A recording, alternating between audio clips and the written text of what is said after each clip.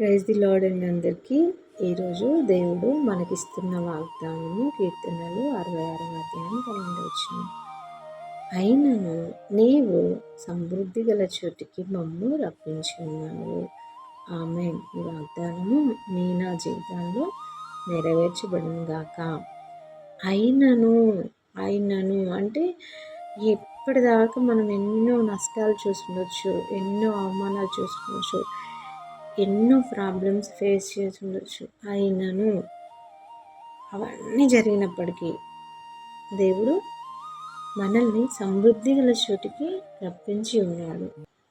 దేవుడు చెప్తున్నాడు, నీవు సమృద్ధి గల చోటికి వచ్చి ఉన్నావు. ఇంకా ఎలాంటి నష్టాలు ఉండవు, ఎలాంటి బాధలు కష్టాలు అన్నీ తొలగించి ఒక మంచి సమృద్ధి గల చోటికి, అన్నీ ఉండే చోటికి దేవుడు మనల్ని నడిపిస్తున్నాడు.